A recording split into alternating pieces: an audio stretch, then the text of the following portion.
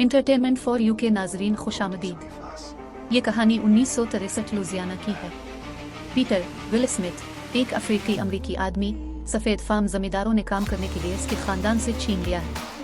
इसके अहल खाना की चीखें सुनाई नहीं देती हैं और उसके बजाय वो इसे बेरहमी के साथ बंद किए जाने से रोकने की उनकी कोशिशों का असर महसूस करता है।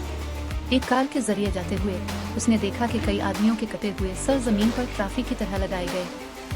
इसे और दूसरे गुलामों को प्रेरित करके जबरदस्ती काम करने पर मजबूर किया जाता है। जबकि सफ़ेद फार्म लोग उनके साथ खौफनाक सलूक करने के लिए अपनी ताकत का इस्तेमाल करते हैं, वो उनके लिए खड़ा है। इसके आज़ाद जहन को देखकर एक सफ़ेद गुलाम मालिक फासिल बेन फोस्टर इसके साथ कुत्ते की तरह सलूक करता है और इसे खाने की भीख मांगने पर मजबूर करता है। इस वक्त के आसपास पीटर ने अपने सफ़ेद आकाओं के लिए अनथक मेहनत करने से बैटन रूज में गुलामों को आज़ाद किए जाने के बारे में सीखा। वो खुद को फरार होने का सोचता है और बाग में से दो साथियों से बात करता है। जबकि वो मारे जाने के खौफ से तज़ब्ज़ुब का शिकार है, लेकिन वो वहाँ से निकलने के लिए पुरज़्म है क्योंकि वो समझता है कि बागात में रहना भी अच्छा नहीं। वो किसी भी वक्त मारे जा सकते हैं।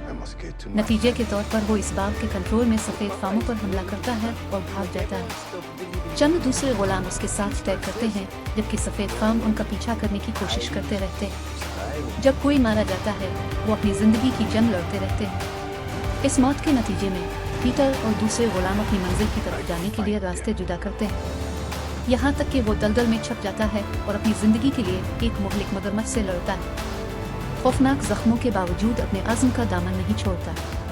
फासिल अपने दो शराकतदारों एक सफ़ेद और एक सियाह फार्म के साथ इसका पीछा करता है और हैरान होता है कि पीटर को गुलामों के आज़ाद होने के बारे में कैसे मालूम हुआ, क्योंकि एक सियाह फार्म आदमी की जहालत सफ़ेद आदमी की करेंसी थी। दरिंसना पीटर सफ़ेद फार्म मर्दों से दूर आगे बढ़ता रहता है जो इसकी तरफ नफरत में पुरज़्म है। अपने रास्ते में वो एक के बाद एक खौफनाक वाक़या देखता है, जिससे जाहिर होता है कि सफ़ेद फार्म आदमी इस जैसे लोगों से आज़ादी हासिल करने से किस तरह नफरत करते थे।